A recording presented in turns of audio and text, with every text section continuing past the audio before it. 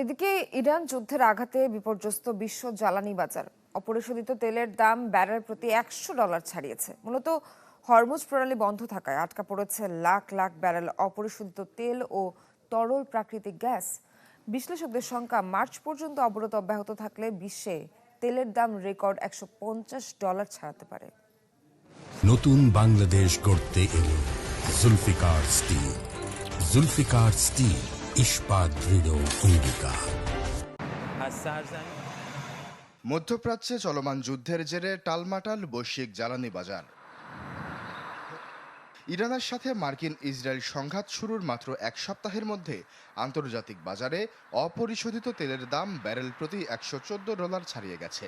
ব্রেন্ট crude প্রায় 24% এবং নাইমেক্স light sweet প্রায় 26% বেড়েছে।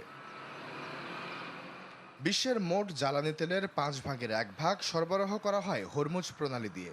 তবে যুদ্ধ শুরুর পর এই গুরুত্বপূর্ণ জলপথে যান চলাচল কার্যত বন্ধ হয়ে গেছে। গালফ অঞ্চলে আটকা পড়েছে লাখ লাখ ব্যারেল অপরিশোধিত তেল ও তরল প্রাকৃতিক গ্যাস। বিশ্লেষকদের শঙ্কা, এই অবরোধ মার্চের শেষ পর্যন্ত চললে তেলের দাম রেকর্ড $150 ছাড়িয়ে যেতে পারে। এই পরিস্থিতিতে বিশ্বজুড়ে শেয়ার বাজারেও নেমেছে তীব্র ধস। এশিয়া প্যাসিফিক অঞ্চলে জাপানের নিকেই সূচক 7% বেশি পড়েছে, হংকংয়ের হ্যাংসেং 3% এবং অস্ট্রেলিয়ার ASX 200 4%-এরও বেশি নিচে নেমেছে। অন্যদিকে যুক্তরাষ্ট্র গেল মাসে কর্মসংস্থান 92,000 কমিয়েছে, যা মহামারীর পর সবচেয়ে বড় পতনগুলোর একটি। বেকারত্বের হার বেড়ে দাঁড়িয়েছে 4.4%।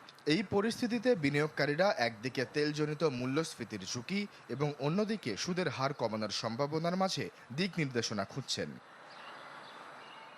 আশ্বাস চৌধুরী, চ্যানেল 24।